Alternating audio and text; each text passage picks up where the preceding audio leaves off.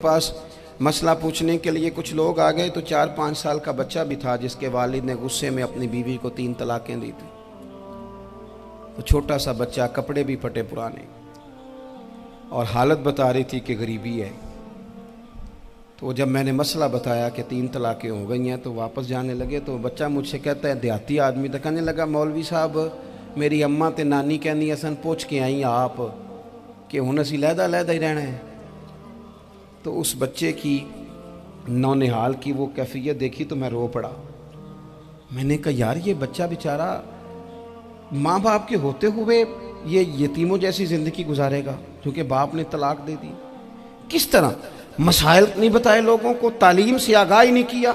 और इसमें बहुत बड़ा जुल्म है उन लोगों का भी जो जनाजे पे खड़े होके तो कह देते हैं, मेरी तरह के लोग, अच्छे उलमा की बात नहीं करता, वो कह देते हैं देखो जिन लोगों को जनाजा नहीं आता, भैया आपने किस दिन इशा के बाद क्लास लगाई थी जनाजा सिखाने की? ये तो आपने कह दिया लोगों को कुरान जी ठीक नहीं आता। तो यहाँ तो बेचारी बीबियाँ जिनको सही पढ़ना नहीं आता वो मिशन बना लेती हैं कि मैंने इतने 100 को कुरान पाक पढ़ाना है, बेवा हो गई हूँ, तलाक याफ्ता हो गई हूँ, सारी ज़िंदगी कुरान पढ़ाऊँगी। हम क्यों ये मिशन नहीं बनाते, क्यों इस तरफ सफ़र नहीं करते?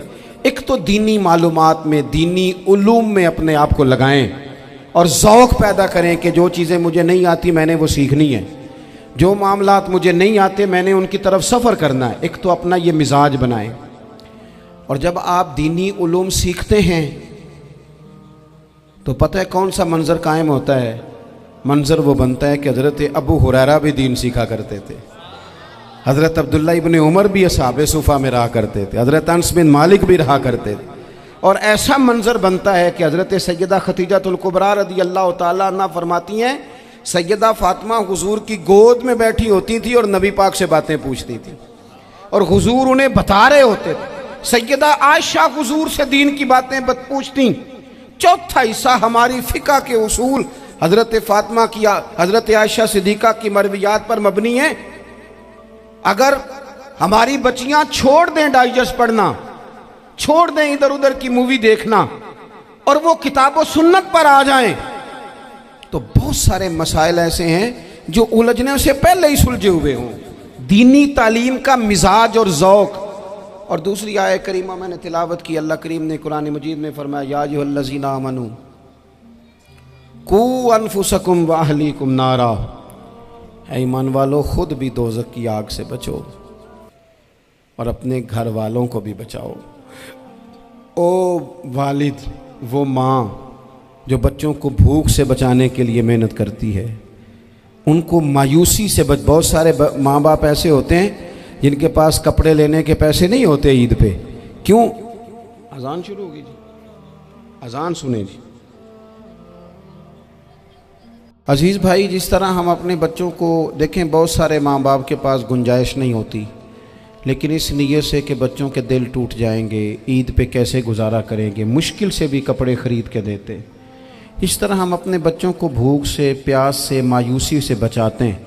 इस तरह हमारे रब ने हमारे ज़िम्मे लगाया है कि तुम अपने बच्चों को कोशिश करो दोज़ख की आग से बचाने की। हज़रत उमर फ़ारूक रज़ी अल्लाह तआला अन्हु ने अर्ज़ किया था, या रसूल अल्लाह सल्लल्लाहु तआला अलैहि वसल्लम, इस आया करीमा का माना क्या है? तो महबूब करीम अलैहिस्सलाम ने फरमाया, उमर, जिन चीज़ों का अल्लाह तुम्हें हुक्म देता है तुम अपने घर वालों को उन चीज़ों का हुक्म दो। जिन चीज़ों से रब रसूल तुम्हें मना करते हैं अपने घर वालों को उनसे रोको। अपने घर के अंदर निफाज़े दीन करने की कोशिश करो। मेरे भाई, बहुत ज़्यादा आजमाइश है हमारे घरों में, बेचैनियाँ हैं, इज़्तिराब है, बच्चों में सख्ती है, बहन भाई एक दूसरे के साथ लड़ते हैं, मिजाजों में तलखी आ गई। क्यों भला? इसलिए कि माँ बाप को जो बेहतरीन किरदार और जो हसीन तरीका घर में अपनाना चाहिए था, बच्चे तकरीर बाहर से सुनते हैं लेकिन वो फॉलो अपने माँ बाप को करते हैं। अगर माँ बाप में हौसला हो, सब्र हो, इत्मीनान हो, खुददारी हो, थोड़े पर गुजारा करने का मिजाज हो। देखें ना, आज डिप्रेशन है, टेंशन है, पैनिक्स अटैक्स हैं, बड़ी सारी चीज़ें आ गई हैं। क्यों भला? सब्र नहीं, तहम्मुल नहीं, बुर्दबारी नहीं।